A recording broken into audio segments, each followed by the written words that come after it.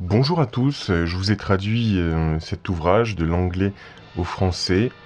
Le titre original c'est The Golden Dawn or Light on the Great Future, qu'on peut traduire par L'aube dorée ou lumière sur un futur radieux. Alors, c'est ce christianisme ésotérique, si on peut dire ainsi, qui est intrigant parce qu'il y a un certain rapport avec les vrais Illuminati, selon ce que j'ai étudié. Alors, pour moi, il y a un rapport, c'est un texte, un livre écrit par un révérend, et il y a un rapport avec l'ordre qui s'appelait The Hermetic Order of the Golden Dawn in the Outer, littéralement l'ordre hermétique de l'aube dorée à l'extérieur, ancienne société secrète britannique fondée à Londres par William Wynne Westcott en 1888, avant de se disloquer entre 1900 et 1905 à la suite de conflits internes. Alors, je suis prêt à parier que, comme l'Ordo Templi Orientis a véritablement été créé officiellement en 1905, par Theodor Heuss, Leopold Engel notamment, je suis quasiment prêt à parier que la plupart des membres de la Golden Dawn sont allés ou peut-être la moitié dans l'Ordo Templi Orientis et l'autre moitié dans un des ordres rosicruciens. Alors, quel rapport avec le christianisme à l'époque? Eh bien, celui qui l'a fondé était un membre de la SRIA, la Societas Rosicruciana in Anglia, qui est une organisation chrétienne indépendante de toute structure maçonnique. Donc voilà, ce mélange des genres extrêmement intéressant. Dans cet ouvrage, donc, j'adore les ouvrages esthétiquement de cette époque, des ouvrages anglo-saxons qu'on pourrait dire de style et même d'époque art and craft, pour ceux qui connaissent, avec des très belles couvertures et parfois de très belles illustrations. Donc, on étudie ces textes, je vous ai traduit ça en un français relativement clair et compréhensible. On étudie ça pour essayer de développer notre esprit nuancé, c'est-à-dire Illuminati égale Satan égale machin, non pas du tout. On est souvent plus proche du christianisme ésotérique comme on appelle, bien que certains disent le christianisme ne peut pas être ésotérique. Bah, il paraît qu'il y a quand même un christianisme ésotérique à l'intérieur même du christianisme public pour la masse qui est exotérique. Bref. Ce qui est intéressant déjà sur la couverture, c'est que on voit en bas ce qui peut être la représentation de la Jérusalem céleste. Hein. Vous voyez, cette ville avec cette porte très importante aussi pour la maçonnerie d'ailleurs, hein, qui est peut-être aussi une représentation du temple de Jérusalem. Bah oui, Jérusalem céleste, toujours représentée avec cette lumière qui en émane comme ça. Et dernièrement, j'ai réfléchi au terme Golden Dawn, l'aube dorée. Il y a toujours cette notion d'éclatant doré. Moi qui me fait penser au Yellow Brick Road. Vous savez, ce petit chemin jaune, mais qu'on pourrait aussi nommer doré, la voie pavée d'or, vers ce qu'on devine être peut-être une Jérusalem céleste au loin, notamment dans le film Le Magicien d'Oz, hein, celui de 1939. Mais aussi ce qu'on aperçoit dans le ciel dans plusieurs films de Disney, dessins animés pardon, notamment dans Fantasia il me semble. Je pense que après des années d'études, je suis toujours en train d'étudier, mais tout ça, ce sont des représentations du christianisme ésotérique, donc secret. Allons-y, commençons. Donc l'ouvrage est de 1880. Je vois que les couchers de soleil et la richesse de l'éclat qui ravit le climat terrestre du pays au-delà du soleil, que les splendeurs des aurores où les nobles ont leur patrie, éclatant sur les collines du temps, quand l'œuvre de la vie est achevée. À travers la vallée sombre, main dans la main, la vie éternelle, telle que vue dans Les meilleures pensées de plus de 300 auteurs et érudits de premier plan, illustré par J.H. Potts, rédacteur en chef du Christian Advocate, Détroit, auteur de Pastor and People, etc., Philadelphie, Chicago, 1880. Donc, je vais pas vous lire tout le sommaire, mais on a notamment la partie 1, la mort, partie 2, les mourants, partie 4, l'immortalité, partie 5, le millénium et le second avènement, partie 6, la résurrection des morts, partie 7, le jugement dernier, partie 8, le châtiment des méchants, partie 9, la récompense des justes. Nous sommes nés pour une destinée plus élevée que celle de la terre. Il existe un royaume où l'arc-en-ciel, Tiens, j'ai oublié d'en parler de l'arc-en-ciel, petite parenthèse. On en parle tout le temps, et je parlais tout à l'heure du Magicien d'Oz, et de Fantasia, où on voit bien l'arc-en-ciel se dessiner dans le ciel avant de voir le Jérusalem céleste.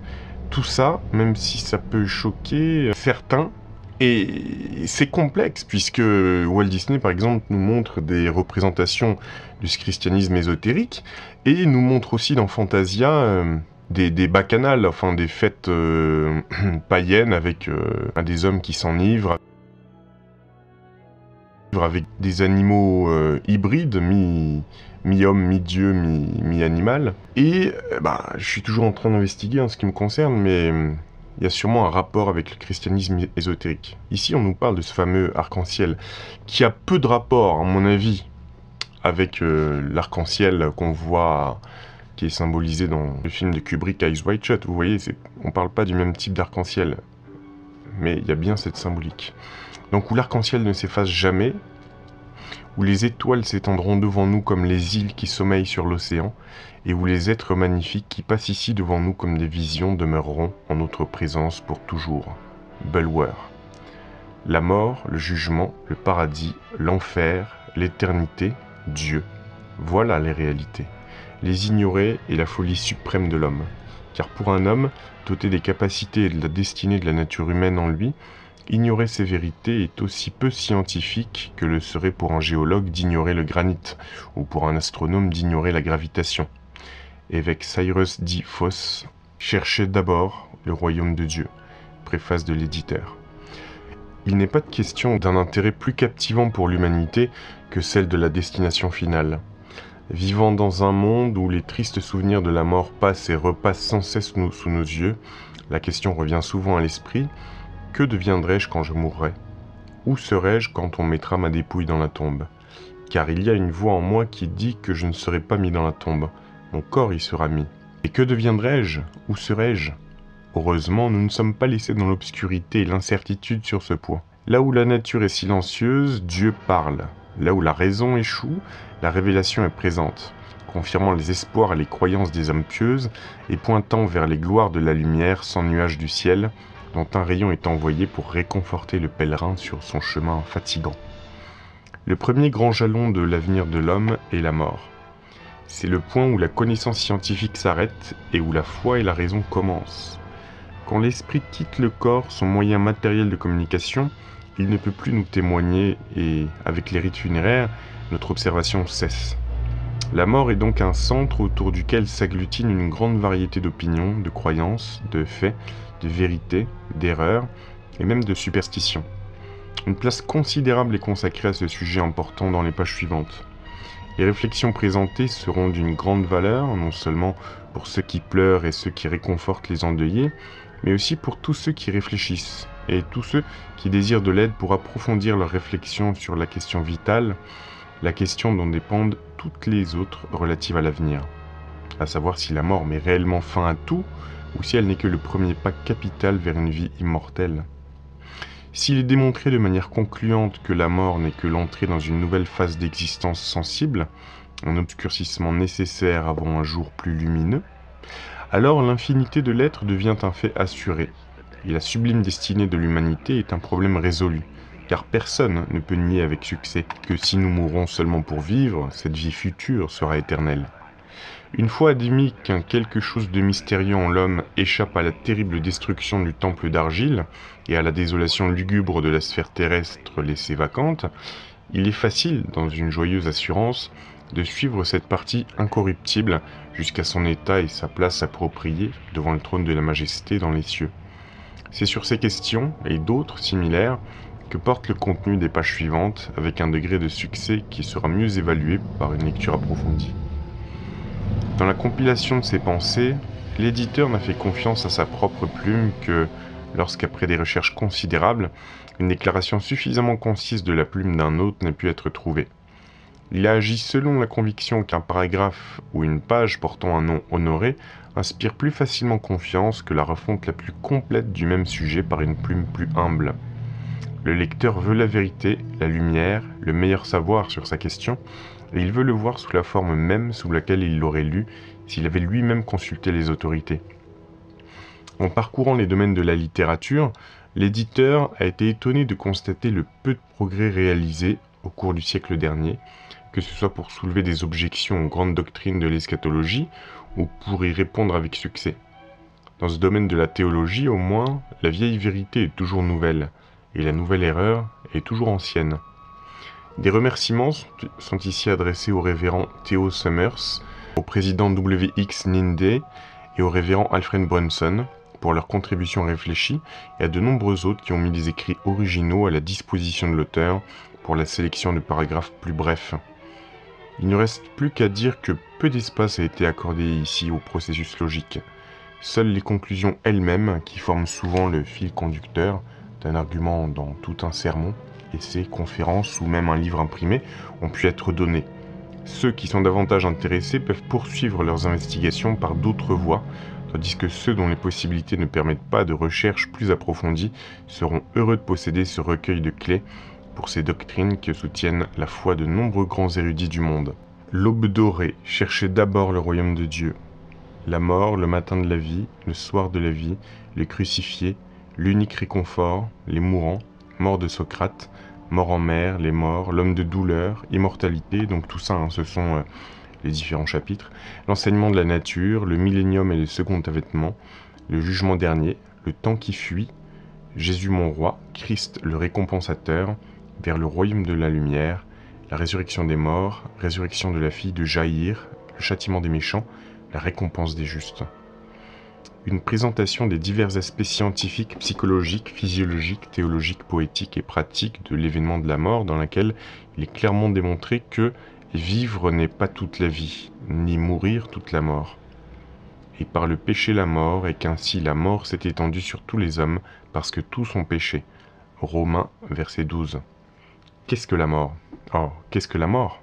C'est le bris de la chaîne, c'est la rupture de la coupe, c'est le soulagement de toute douleur, c'est la liberté pour l'âme, c'est le coucher du soleil, pour se lever à nouveau demain, une course plus lumineuse à parcourir, sans sombrer à nouveau dans le chagrin. Telle est la mort, oui, telle est la mort. L'aube dorée, chapitre 1, la vie. Qu'est-ce que la vie? Définie correctement, la vie dans les organismes physiques est le pouvoir qui coordonne les mouvements de la matière germinale. Pourquoi ne pas dire que la vie dans les organismes physiques est le pouvoir qui coordonne le mouvement des bioplastes? Parce qu'il existe des animalcules individuels qui ont la vie et qui pourtant ne semblent pas constituer de nombreux bioplastes, mais d'une seule masse nue et palpitante de cette matière germinale. Lorsqu'un tel animal veut digérer sa nourriture, il enfonce parfois la substance nutritive dans son flanc et créant un estomac qui absorbe le pabulum.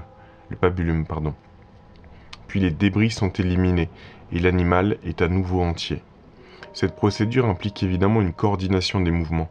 Et nous disons que l'action par laquelle un tel animalcule digère sa nourriture n'est pas le résultat de forces chimiques et mécaniques seules, mais de la vie qui les dirige, ou d'un pouvoir qui coordonne la palpitation de cette unique masse de bioplasme dont l'animalcule peut être constitué.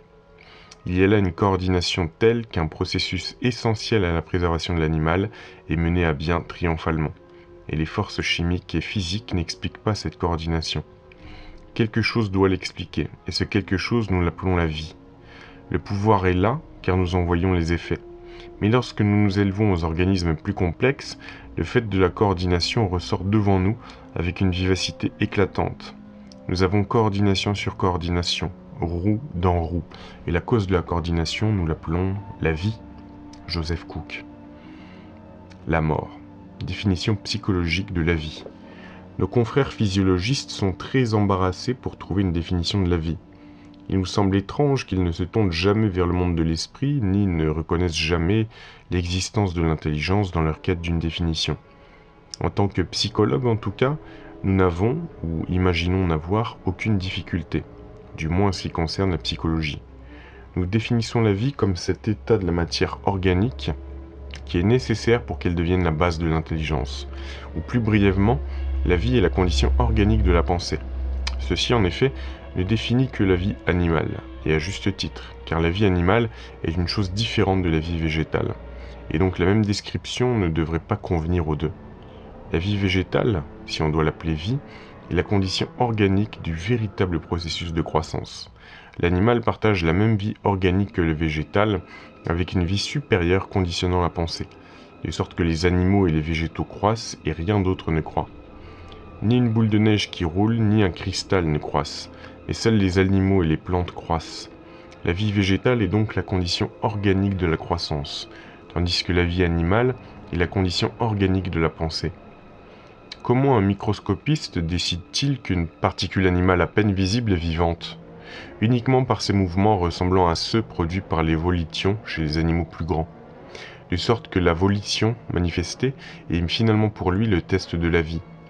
Mais même la première faible lueur de sensation dans une particule matérielle impliquerait la vie. Et cela permet à un psychologue en tout cas de tracer en pensée la distinction réelle entre les animaux et les plantes, qui dans leur ordre inférieur deviennent indiscernables à l'œil du physiologiste. L'animal appartient, si faiblement éclairé soit-il, au monde intelligent. Et entre l'intelligence et l'inintelligence absolue, la différence est infinie. La plus faible étincelle possible de sensation chez l'être animal le plus bas est par nature une avec l'intelligence la plus élevée et appartient à l'univers de l'esprit superposé à l'esprit de la matière. D.D. Whedon. D'où vient la vie ? L'origine de la vie a fait l'objet de nombreuses spéculations parmi les scientifiques qui ont tenté d'expliquer l'existence de la vie autrement que par la création directe de Dieu. Lorsqu'ils se seront mis d'accord sur une théorie non scripturaire qui soit non seulement plausible mais prouvable, et qu'ils auront démontré sa vérité par des preuves substantielles et irréfutables, il sera temps pour les théologiens de chercher une coordination de la foi essentielle du christianisme avec la finalité indubitable de la science. Quelle que soit la vérification que la doctrine de la descendance dérivée des formes animales et végétales ait reçue jusqu'à présent, aucune solution satisfaisante n'a encore été donnée au problème. D'où vient la forme de vie la plus ancienne et la plus basse ? Darwin avec sa sélection naturelle, entre guillemets, Huxley avec son protoplasme, Spencer avec son évolution universelle, et la longue lignée de philosophes d'Aristote à Bastian, avec leurs théories diversement modifiées de la génération spontanée, ont tous échoué à expliquer la première existence de ce pouvoir qui coordonne les mouvements de la matière germinale. Vain a été tout effort pour pénétrer dans le temple mystérieux de la vie, afin d'en dévoiler le principe, et le plus grand philosophe ne s'en approche pas plus que la foule. Cet éminent physiologiste, le professeur Lionel S. Beale, du King's College de Londres, dans son récent ouvrage sur le mystère de la vie, déclare « Malgré tout ce qui était affirmé, au contraire, pas une seule action vitale n'a encore été expliquée par la physique et la chimie. L'affirmation selon laquelle la vie est une force corrélée repose uniquement sur l'affirmation, et nous sommes tout aussi loin d'une explication des phénomènes vitaux par l'hypothèse de la force que nous l'étions avant la découverte de la doctrine de la corrélation des forces. » Et il ajoute que chaque année supplémentaire de travail dans ce domaine d'investigation ne fait que le confirmer plus fort que jamais dans l'opinion que la doctrine physique de la vie ne peut être soutenue. Nous prenons position sur la plateforme large, sûre et scripturaire selon laquelle seule l'omnipotence est capable de produire la vie. La génération spontanée, comme le mouvement perpétuel, est une chose inconnue. La scientifique qui recherche l'une est aussi vain que le philosophe qui travaille pour l'autre. Qu'il soit affirmé, avec le grand et bon Agassiz, qu'il est nécessaire, je cite, que nous recourions à une cause plus élevée et reconnaissions des influences plus puissantes, exerçant sur toute la nature une action plus directe, si nous ne voulons pas tourner éternellement dans un cercle vicieux. Chaque organisme vivant et existant provient d'un parent, et chaque parent originel est apparu au commandement de Dieu selon ce qu'il a dit, que la terre produise les êtres vivants selon leur espèce, le bétail, les reptiles et les animaux terrestres selon leur espèce, et cela fut ainsi. Dans un ouvrage très récent intitulé « La vie, sa vraie genèse » par le juge R.W. Wright, l'auteur a cherché à établir le point vital que les germes primordiaux, signifiant les principes germinaux de vie, de toutes les choses vivantes, l'homme seul excepté, sont en eux-mêmes sur la terre, et qu'ils apparaissent séparément, chacun selon son espèce, quand et où les conditions environnantes nécessaires existent. Le fondement de cette formule emphatique se trouve dans la Genèse, chapitre 1er, verset 11. « Puis Dieu dit que la terre produise de la verdure, de l'herbe portant de la semence, des arbres fruitiers, donnant du fruit selon leur espèce, et ayant en eux leur semence sur la terre. Et cela fut ainsi. » L'expression « ayant en eux leur semence », l'auteur la traduit par « dont le principe germinal de vie, chacun en soi selon son espèce, est sur la Terre. Ceci ressemble plus à la traduction de la Septante qu'à celle de notre version anglaise courante de l'Ancien Testament. Quant à l'origine de ce principe germinal de vie qui produit chaque être vivant, au moins dans le monde végétal selon son espèce, l'auteur poursuit en montrant que les commandements distincts et séparés donnés à la Terre de produire n'auraient jamais été donnés si la Terre n'avait d'abord reçu son baptême de vie de Dieu. En d'autres termes, dériver le principe animateur de la vie de la source de toute vie. Par l'expression selon son espèce, nous devons comprendre non seulement que les différentes espèces d'animaux ont reçu une existence distincte et séparée, mais que cette existence devait être perpétuée de manière caractéristique à travers toutes les générations successives. C'est en vertu de cette loi que l'hypothèse de la transmutation des espèces est rendue intenable, puisque aucun cas d'une telle transmutation n'a jamais été vérifié. Chaque bête, oiseau, poisson, insecte et plante produit selon son espèce, ou selon son espèce, et il l'a toujours fait. Cet éminent géologue britannique, Sir Charles Lyell, affirme que chaque espèce a été dotée au moment de sa création des attributs et des organes par lesquels elle se distingue maintenant. De Cuvier à nos jours, tous les naturalistes praticiens maintiennent cette loi. La vie, donc la vie originelle et essentielle, vient de Dieu. Comme le déclare saint Jean concernant le Logos divin, en lui était la vie et la vie était la lumière des hommes. Il est la source de la vie, la fontaine de la vie, et s'il n'avait pas imparti de sa plénitude à la terre maintenant fertile, aucune forme vivante et visible ne serait jamais apparue. Notons que nous n'avons pas ici esquissé le processus de création, ni fixé de limite à la période créationnelle. Je vais juste faire une petite parenthèse ici. Je dis depuis longtemps que le Logos est très important pour les Illuminati, du moins les Illuminés de Bavière, puisque Adam Weishaupt, dans ses écrits, parle très souvent du Logos. Donc, comme on apprend ici que c'est surtout un concept de Saint Jean dans la Bible, alors je pense qu'il parle de Saint Jean le Baptiste, eh bien, est-ce que ceux qui descendent des Illuminés de Bavière, est-ce qu'ils suivraient en gros l'enseignement du Nouveau Testament et plus précisément celui de Saint Jean-Baptiste? Ce serait intéressant, hein. Fin de la parenthèse. Et notamment peut-être que son Apocalypse à Saint Jean contient des choses cryptées qui sont importantes pour les Illuminati. Ce ne sont que des suppositions puisqu'on avance en apprenant toujours des choses comme ça. Je continue. Notons que nous n'avons pas ici esquissé le processus de création ni fixé de limite à la période créationnelle. Nous avons simplement soutenu que chaque espèce de vie végétale et animale doit son origine à Dieu, qu'elle a été élaborée à des degrés de symétrie et de perfection de plus en plus élevés à travers de vastes périodes pré-adamiques, ou qu'elle a été créée pleinement formée en un jour. Le récit biblique de la création de l'homme est plus défini et complet que celui des ordres inférieurs de la vie. Tandis que la science sceptique insiste sur le fait que l'homme est monté depuis la matière protoplasmique à travers 1000 autres organismes inférieurs jusqu'à ce qu'il saute finalement d'un singe anthropoïde à lui-même, les Écritures le représentent comme venant directement de la main de Dieu, qu'il a fait à sa propre image et a soufflé dans ses narines le souffle de vie, de sorte qu'il est devenu une âme vivante. Tout cela aussi après que Dieu eut commandé aux eaux et à la terre de produire en abondance toutes les créatures vivantes. La genèse scientifique le rendrait à peine supérieur aux singes, la genèse biblique à peine inférieure aux anges. Il est certain que si l'homme est considéré comme faisant partie de la pyramide animale, il en est la couronne et le sommet. Il est le chef-d'œuvre de l'œuvre du Créateur sur terre. Non seulement il combine en lui-même les excellences de tous les ordres inférieurs d'organisation animale, mais ces excellences à un degré supérieur. Il est le Seigneur de la création, ainsi que l'héritier de Dieu.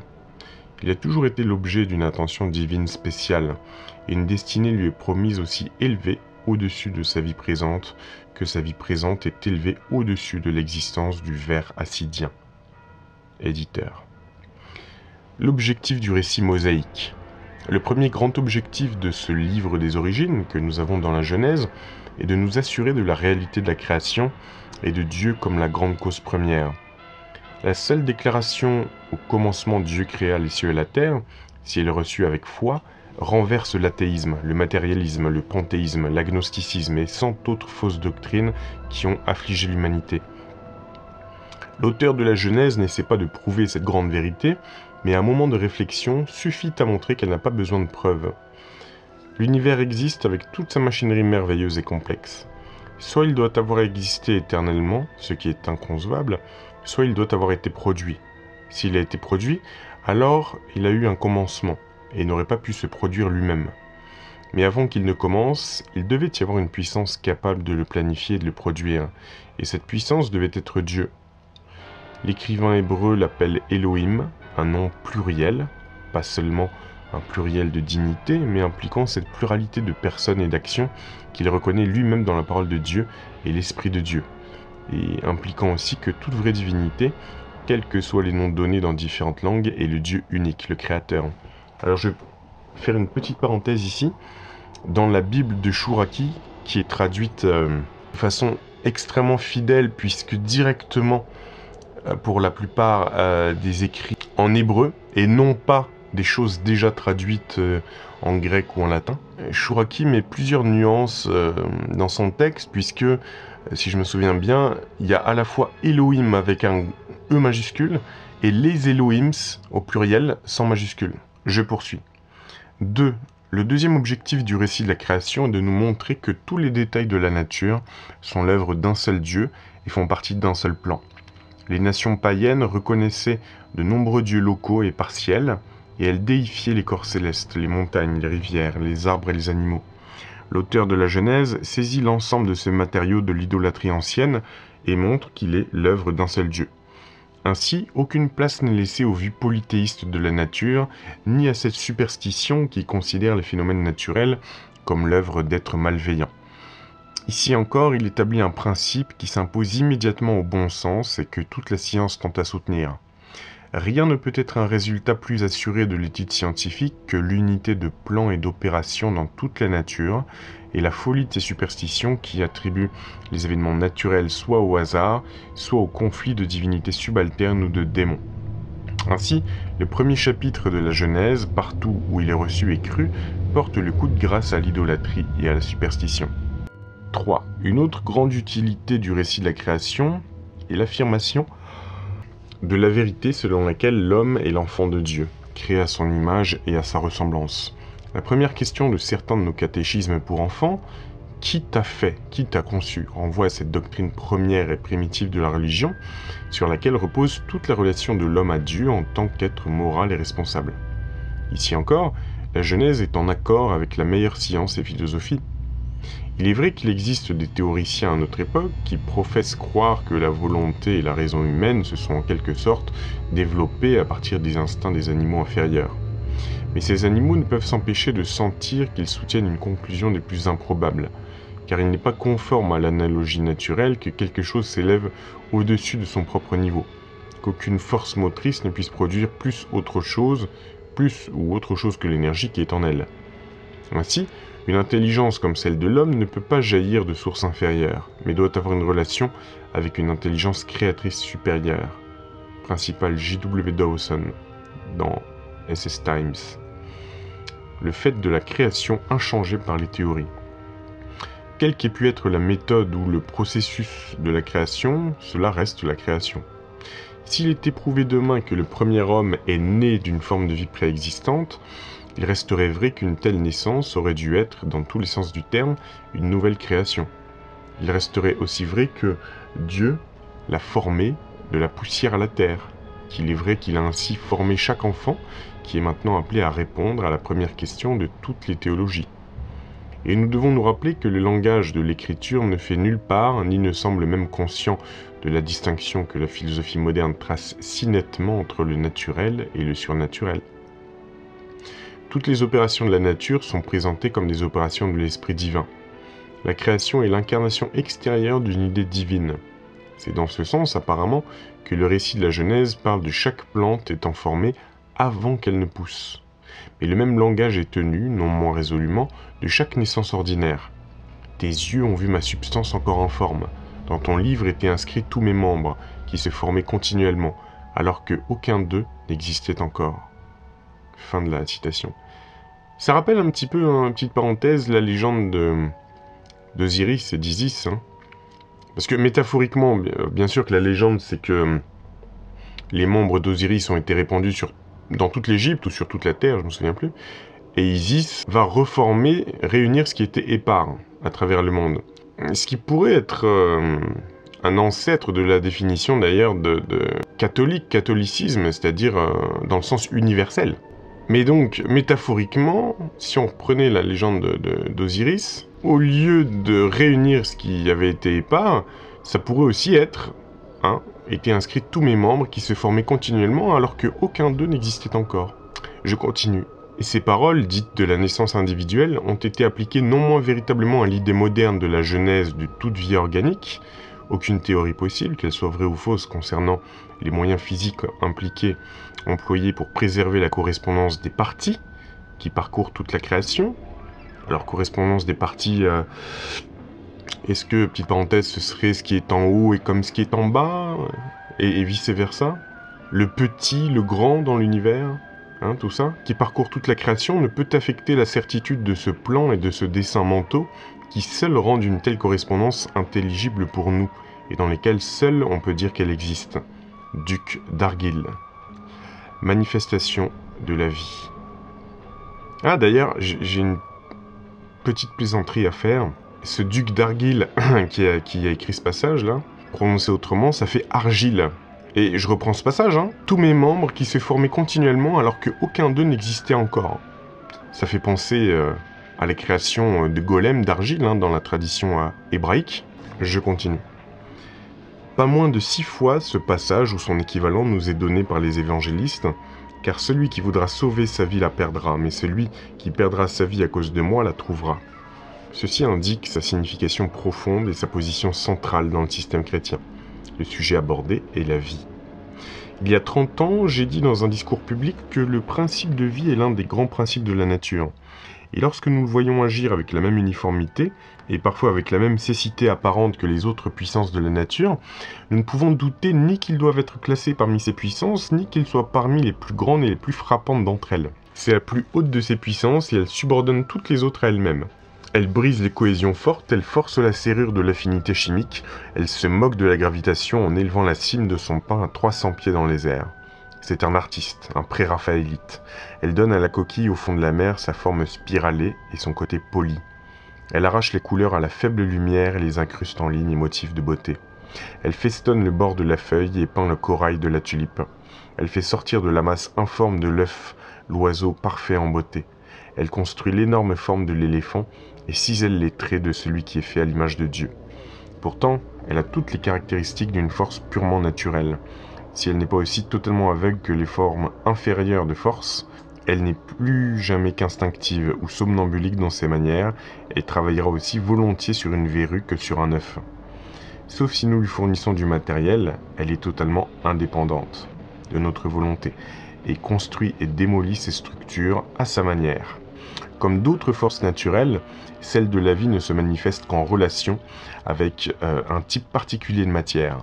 Cela a toujours été su, mais une sensation a été créée récemment, en découvrant de quel type de matière il s'agit, et en l'appelant protoplasme. Cela revient exactement à analyser la matière d'un cristal et à l'appeler carbonate de calcium, et rien de plus. Ici, comme dans le cristal, l'analyse ne nous donne que le cadavre. De la force formatrice, nous ne savons rien dans les deux cas, mais qu'elles doivent être différentes ici et claires d'après la différence du résultat. Avant, nous avions un cristal, maintenant, nous avons une organisation. C'est une chose nouvelle, incarnant la nouvelle idée d'un tout composé de parties qui sont mutuellement moyens et fins, et aussi de la perpétuation de l'espèce tandis que l'individu périt. Il y a là une différence radicale, et la tentative de l'escamoter est vaine. De même, il y a une différence radicale entre les deux divisions de cette force que nous appelons vie. Sous l'une, la nourriture est prise directement de la matière inorganique et nous avons le végétal. Sous l'autre, elle est prise de nourriture préparée par les végétaux et nous avons l'animal. Dans chacun de ces cas, nous avons non seulement un nouveau mode de fonctionnement, mais une nouvelle idée et un nouveau produit. Et ceux-ci doivent provenir de quelque chose de nouveau dans la cause. Dans cette cause, quelle qu'elle soit, se trouve notre vie. Travaillant à la manière aveugle d'une force naturelle, elle construit et démolit nos corps. En relation avec elle, nous arrivons à la connaissance de nous-mêmes. En relation avec elle, nous vivons cette vie terrestre. Elle devient ainsi notre vie, la vie de nos corps, Et c'est cette vie que nous devons perdre, si besoin est, pour l'amour du Christ. Mais quelle est la vie meilleure pour l'amour de laquelle nous devons perdre la vie du corps ? Nous atteignons ici les phénomènes avec lesquels le scalpel, le microscope et le test chimique n'ont aucun rapport.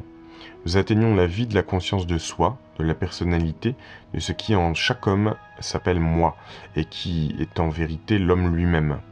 De cette vie, les phénomènes sont connus immédiatement, tels qu'ils sont en eux-mêmes, et avec une certitude plus grande que l'effet d'observation. Ici nous trouvons l'unité. Il n'y a pas d'unité dans la matière, elle se divise sans fin en molécules et atomes, mais nous sommes un. Nous savons être un seul être. Ici aussi nous trouvons la permanence. Nous ne la trouvons pas dans la matière du corps. Nous l'appelons la même comme nous le faisons pour une rivière, mais ces particules s'écoulent comme celles d'une rivière. Je me considère comme le même être que j'étais il y a 34 ans lorsque je suis devenu président de ce collège. Si je sais quelque chose, je sais cela. Mais le protoplasme n'est pas le même. Il a changé de nombreuses fois. Comment alors le protoplasme d'aujourd'hui peut-il se souvenir de ce qui est arrivé à celui d'il y a 34 ans ? Il semblerait presque que Dieu ait ancré cette conscience de la permanence dans un flux de matière changeant pour montrer qu'elle ne pouvait pas être le produit de cette matière. En relation avec cet être unique, permanent, conscient de soi, nous trouvons la pensée, le sentiment, l'amour, la haine, la volonté. Nous trouvons l'idée de Dieu, de l'éternité, de la foi morale, de la rétribution. Nous trouvons un pouvoir de comprendre les fins de liberté dans le choix entre elles et d'agir non pas aveuglément ou instinctivement, mais avec une sagesse et une adaptation dans les urgences dont aucune puissance naturelle ne sait rien. En relation avec cette prérogative de la liberté, nous savons avoir le pouvoir d'initier le mouvement d'une véritable causalité dont non seulement nous ne voyons aucune trace dans la nature, mais dont la conception même est opposée à la définition de la nature. Nous sommes de plus capables de surplomber et de comprendre, telles qu'elles sont liées à nous-mêmes, toutes les forces naturelles et d'en faire nos serviteurs. C'est par ces pouvoirs et leurs objets correspondants que nous nous trouvons capables de vivre une vie permanente de pensée et de croissante connaissance, une vie d'émotions comme l'admiration, l'émerveillement, la joie, une vie des affections sociales et d'amour rationnel dans l'appréciation de tout ce qui a de la valeur ou de la dignité, et une vie d'activité volontaire dans la poursuite de buts choisis. Cette vie, dotée par la bienfaisance et irradiée par le sourire de Dieu, nous sentons que nous sommes capables de la vivre éternellement. Et c'est la vie pour l'amour de laquelle nous devons perdre la vie du corps. Président Mark Hopkins. H.W. Thomas, la loi de la croissance, du déclin et de la mort. Si nous devions pour la première fois observer la vie et étudier ces phénomènes, nous trouverions que l'un d'eux est la croissance, que sous une loi incessante et silencieuse, il y a une accrétion d'éléments autour du principe germinal, et que les formes de vie, tant végétales qu'animales, augmentent en taille, certaines avec plus, d'autres avec moins de rapidité, certaines sur une période plus longue et d'autres sur une période plus courte. Si nous n'avions jamais rien vu de tel auparavant, le fait attirerait immédiatement notre attention, et nous nous étonnerions de voir la plante élever sa tige et étendre ses branches, et les branches étendre leurs feuilles et leurs fleurs. Si nous n'avions jamais vu de telles choses auparavant, ces faits seraient qualifiés d'intéressants et d'extraordinaires. Et de même, si ce n'était pas si commun que cela cesse d'attirer l'attention, il serait qualifié de merveilleux de voir un être humain prendre de la taille supplémentaire, de la hauteur supplémentaire, de la largeur, du poids, jusqu'à ce que l'enfant soit devenu un homme. Si nous gardons toujours notre esprit sur les phénomènes de la vie, nous constatons qu'une autre particularité est que les choses qui croissent atteignent le point de maturité, où elles cessent de croître. Si nous observons les forces vitales au-delà du point de croissance, nous trouverions qu'apparaissent dans la plante, dans l'arbre et dans l'animal des preuves de ce que nous appelons le déclin, des prémonitions de l'affaiblissement de la vitalité. Il y aurait sur la feuille, la plante et le fleur le bord jauni, la teinte changeante. Sur les branches les plus hautes du grand arbre, les tiges commenceraient à se flétrir. Sur le visage de nos amis, les rides du temps se marquent, et les cheveux argentés prennent la place des mèches autrefois dorées ou auburn. Si nous n'avions pas été témoins de cela auparavant, ça nous amènerait à nous demander qu'est-ce que c'est ? Qu'est-ce que cela qui a grandi, qui a maintenu sa croissance dans la vie adulte et qui commence maintenant à décliner ? Et ici, nous nous tiendrions sur le seuil du premier grand jalon de la destinée. Le premier point de la destinée est la mort. Nous ne serions pas satisfaits d'atteindre ce premier point. Nos esprits curieux continueraient à remonter et à approfondir et à demander pourquoi il en est ainsi. D'où vient la mort ? Et maintenant, alors que j'étudie la mort dans les règnes inférieurs que supérieurs de la vie, je suis obligé de croire que la présence de la mort ici est aussi naturelle que la présence de la vie.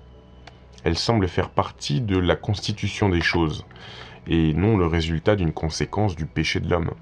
Car je dois sentir, je dois savoir que la mort était présente dans notre monde des âges avant l'avènement de l'homme. Nous ne pouvons tourner les pages de la géologie sans nous trouver en présence de preuves accablantes que la mort était sur notre planète bien avant l'arrivée de l'homme. Par conséquent, il ne peut sûrement pas être attribué à son péché. Il fut un temps où les forces vitales foisonnaient dans les basses terres marécageuses et dans l'atmosphère chaude et humide où les formes de vie qui existent maintenant n'auraient pas pu vivre un instant. Même avant que l'homme n'apparaisse sur la Terre, des espèces entières de vie animale avaient vécu leur temps, rempli leur mission et disparu. Maintenant, nous en venons à considérer la mort en référence à l'homme, et la question se pose, aurait-il été soumis à cette loi de la mort s'il n'y avait pas eu de péché ? Nous pourrions être amenés par nos études de la nature de l'homme à penser qu'il serait probable qu'il puisse être une exception à la règle générale. Il est une exception à bien des égards. Il diffère de tout autre produit de la nature par la forme, les traits et le fait de ses dotations mentales et spirituelles. Si nous étudions ce sujet comme une spéculation, et si nous avions constaté que la loi de la mort avait dominé toutes les formes de vie inférieures à l'homme, nous pourrions arriver à la conclusion que l'homme serait une exception à cette loi. Le raisonnement par causalité serait en faveur du fait que, lui, ayant une nature divine, quelque chose lié à Dieu, serait une exception. Et nous serions justifiés de penser que la mort est venue à la famille humaine comme conséquence du péché, ou de la violation de la loi de sa nature supérieure. H.W. Thomas. Fragilité de la vie. Nous savons que le temps est court, mais aucun de nous ne sait à quel point. Nous savons qu'il ne dépassera pas une certaine limite d'années, mais aucun de nous ne sait combien petit peut être le nombre d'années, de mois ou de jours. Car la mort est à l'œuvre à tous les âges. La fièvre de quelques jours peut emporter le plus prometteur d'entre nous de cette terre de mortalité. Le froid de quelques semaines peut s'installer en une maladie persistante mais irrécupérable. En un instant, le sang de celui qui a la promesse de nombreuses années peut cesser sa circulation. Un accident peut nous assaillir, une légère chute peut nous précipiter dans l'éternité. Une exposition à la pluie peut nous coucher sur le lit de notre dernière maladie, dont nous ne nous relèverons jamais plus. Une petite étincelle peut allumer l'incendie de minuit, qui réduit une maison et ses habitants en cendres. Un coup de foudre peut arrêter le courant de la vie en un clin d'œil. Un coup de vent peut renverser le navire et coucher le passager imprudent dans une tombe aquatique. 1000 dangers nous guettent sur le chemin glissant de ce monde, et aucun âge n'en est exempté. Et depuis le nourrisson qui pend au sein de sa mère jusqu'au vieillard qui succombe sous la décrépitude des années, nous voyons la mort dans toutes ses variétés douloureuses et touchantes. Thomas Chalmers. Âge moyen de l'homme. Des approximations précises peuvent être faites à partir des tables d'assurance vie concernant l'âge moyen de l'homme. Donc ça, en petite parenthèse, c'était en 1887, l'âge de la présente édition. Sur 100 000 personnes âgées de 10 ans, 90 000 atteindront l'âge de 23 ans, 70 000 l'âge de 50 ans, 50 000 celui de 65 ans, 40 000 celui de 70 ans, 10 000 celui de 82 ans, et 1000 celui de 90 ans, et 100 celui de 93 ans, 10 celui de 95 ans, et une seule personne sur 1000, donc celui de... Non, pardon, sur 100 000, une seule personne, celui de 100 ans. Ainsi, il apparaît qu'un enfant de 10 ans en bonne santé a une chance sur 2 d'atteindre l'âge de 65 ans, 2 chances sur 5 d'atteindre l'âge de 70 ans, 1 sur 100 d'atteindre l'âge de 90 ans et 1 sur 100 000 de boucler un siècle. Âge extrême de l'homme. Le grand physiologiste Flourin a conclu que l'âge extrême naturel de l'homme est de 100 ans, et ces conclusions ont été adoptées par Faraday et d'autres. La durée de la vie est mesurée par le temps de croissance qui, chez l'homme, est de 20 ans. La fin naturelle de la vie est à 5 étapes de ce point, c'est-à-dire que l'homme, mettant 20 ans à grandir, vit 5 fois 20 ans, soit 100 ans. L'homme qui ne meurt pas de maladie vit partout de 80 à 100 ans. Et ce n'est que parce qu'il hérite ou engendre la maladie par la prodigalité et les excès qu'il ne jouit pas du siècle complet de vie que la Providence lui a donné. Le professeur Flourin divise la vie humaine en enfance, jeunesse, virilité et vieillesse.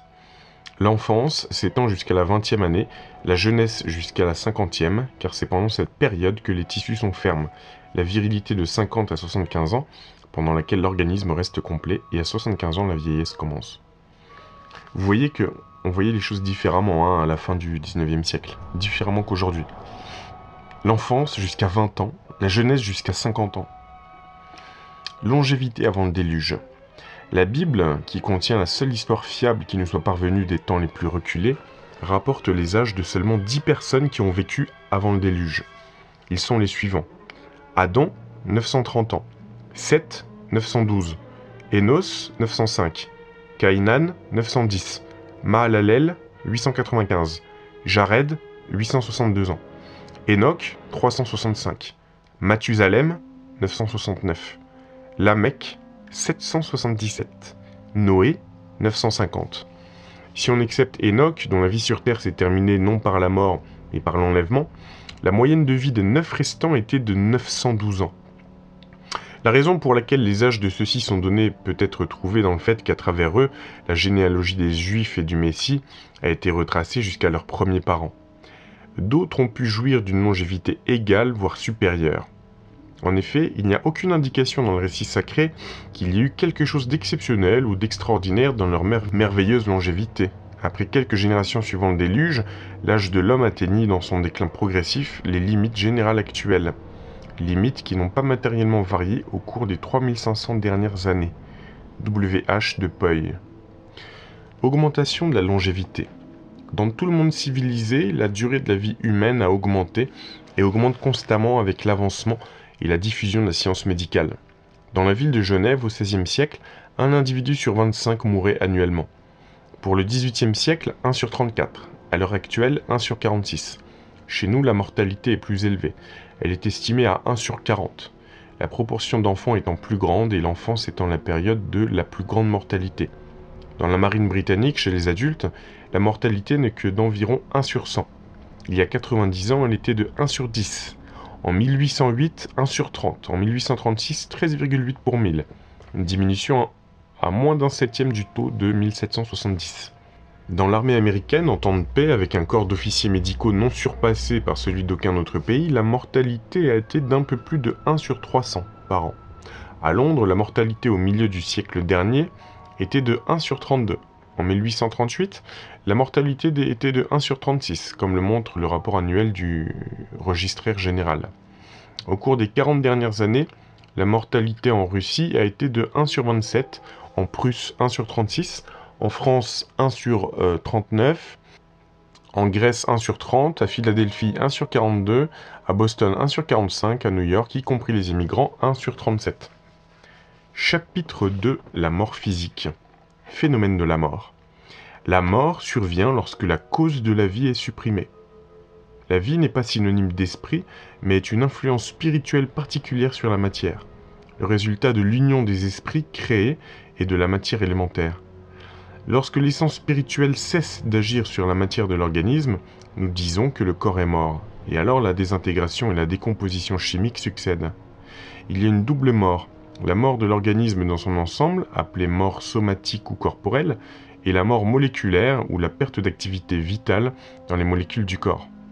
La vie commence dans une seule molécule de bioplasme et se propage comme une force plus ou moins modifiée de molécule en molécule ou de cellule en cellule, comme la flamme passe d'une substance combustible à une autre, ou comme le magnétisme est disséminé par l'action d'un seul aimant à travers une barre d'acier après l'autre. La mort moléculaire est un phénomène continuel de la vie pendant son activité. Elle est arrêtée dans la vie dormante et est loin d'être un accompagnement aussi constant de toutes les actions du corps que certains l'ont enseigné, mais elle se poursuit avec une grande rapidité et une uniformité. Les bioplastes, ou particules vivantes de chaque tissu du corps, sont transformés en matière formée, puis entrent en décomposition, tandis que d'autres bioplastes prennent leur place et maintiennent la danse active de la vie. Alors, petite parenthèse, ce terme de danse active de la vie, ça me fait penser à la danse cosmique de Shiva, qui est une sculpture en bronze qui est dans la cour du CERN à Genève, vous savez, qui manipule la matière et l'antimatière. C'est peut-être ça, hein. Finalement, ce qui représente la danse cosmique de Shiva, c'est la danse active de la vie, peut-être. Avec aussi chaos et ordre. Enfin, vous voyez, la rota. Fin de la parenthèse. Lorsque la cause spirituelle ou l'origine des phénomènes vitaux est supprimée, les activités moléculaires du corps ne cessent pas toutes en même temps, mais progressivement. Les cheveux continueront à pousser sur un cadavre et la sécrétion de venin de serpents à sonnette ou d'autres glandes continue pendant une courte période après la mort. En effet, la circulation du sang a été observée dans une section de rein de souris quelque temps après qu'il ait été retiré du corps. Pourtant, non influencé par l'esprit énergisant, les activités vitales cessent progressivement et la décomposition s'ensuit. Dr. J.H. White. Solennité de la mort, écrit expressément pour ce volume. Rien n'est plus banal que la mort, rien n'est plus solennel. Sa solennité découle de ces considérations. 1. La mort est certaine, en tant que fait. Il est réservé aux hommes de mourir une seule fois. Les vivants savent qu'ils mourront. 2. La mort est incertaine quant au moment de sa survenue. Il y a un temps pour mourir, mais quand il viendra, nul mortel ne le sait. Le suicidaire déterminé peut voir son intention frustrée, comme dans le cas de Cowper. Le condamné peut recevoir sa grâce au moment suprême. Les projets et les plans de longévité peuvent éclater comme des bulles en un instant. Si incertain est le moment de notre départ de cette scène terrestre. 3.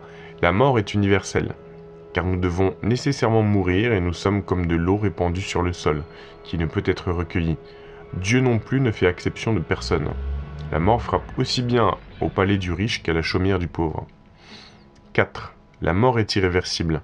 2 membres de notre race, ainsi que le représentant de notre race, le Fils de l'homme, ont vu la sentence annulée, de sorte que bien qu'en un sens Enoch et Élie puissent être morts, et que le Christ soit certainement mort, pourtant les premiers en un instant et le dernier en peu de temps ont été rendus à la vie corporelle, et investis d'immortalité.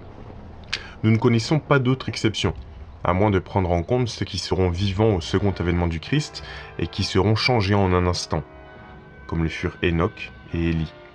Ceux qui furent ressuscités par miracle moururent bientôt à nouveau. Leur revivification était un événement miraculeux destiné à servir des fins spéciales, dans lesquelles n'était pas incluse une communication concernant les mystères de l'autre monde, auxquels ils ne furent probablement pas initiés, le retour à leur existence terrestre étant bien sûr connu du Seigneur, le donateur de vie. Voici un homme ressuscité par Christ, le reste demeure non révélé. Il ne l'a pas dit ou quelque chose a scellé les lèvres de cet évangéliste. Fin de citation. 5. La mort est pénale. Par un seul homme le péché est entré dans le monde et par le péché la mort. Et ainsi la mort s'est étendue sur tous les hommes, parce que tous ont péché. Le corps est mort à cause du péché. Le dernier ennemi qui sera détruit, c'est la mort. Alors, je vais faire une petite parenthèse ici. Quand je vous dis que ce christianisme ésotérique est proche de, je sais pas si on peut dire l'illuminisme, des Illuminati, dernièrement, là, j'ai traduit une vidéo de celui qui dirige le club privé Société Secrète Neothink, qui a souvent été désigné par les nouveaux Illuminati. Et lui-même, alors il est sorti de son silence après des années maintenant, c'est-à-dire qu'ils font des apparitions publiques. Lui-même, il répond dans cette vidéo à cette question en disant qu'on peut les appeler les nouveaux Illuminati. Bref. Et dans la philosophie Neothink, il est dit clairement que un des objectifs, c'est l'immortalité de l'homme et la fin de la mort.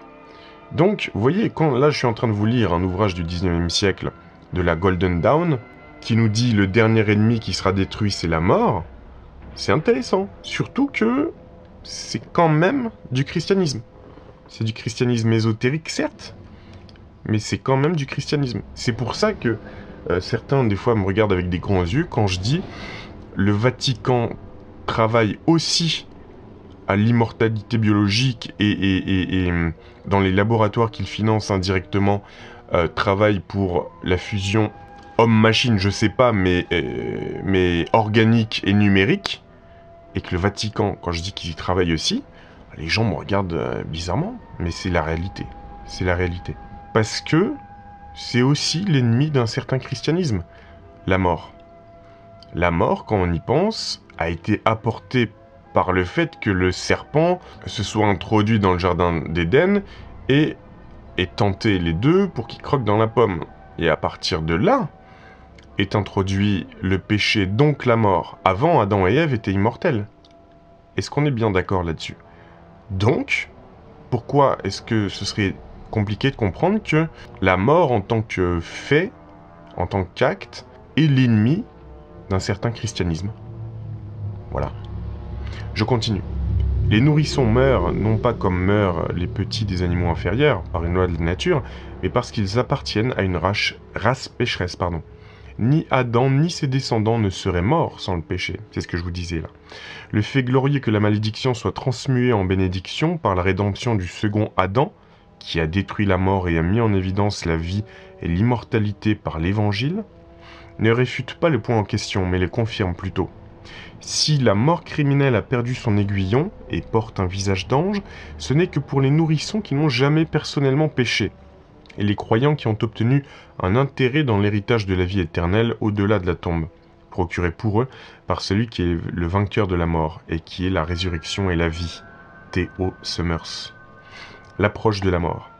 C'est une chose terrible d'attendre et de guetter l'approche de la mort, de savoir que l'espoir est parti et la guérison impossible, et de s'asseoir et de compter les heures mornes pendant de longues nuits, de telles nuits que seuls connaissent ceux qui veillent au chevet des malades. Cela glace le sang d'entendre les secrets les plus chers du cœur, les secrets refoulés, cachés de nombreuses années, déversés par l'être inconscient et impuissant devant vous, et de penser combien peu la réserve et la ruse de toute une vie serviront lorsque la fièvre et le délire arracheront enfin le masque. D'étranges histoires ont été racontées dans les errances des mourants, des histoires si pleines de culpabilité et de crimes que ceux qui se tenaient près du lit du malade ont fui d'horreur et d'effroi, de peur d'être effrayés jusqu'à la folie par ce qu'ils entendaient et voyaient. Et bien des misérables sont morts seuls, délirants, sur des actes dont le nom même a fait fuir l'homme le plus audacieux. Charles Dickens. Symptômes de la mort. Si le patient est couché sur le dos, les bras étendus et les jambes pendantes, c'est un signe de grande faiblesse.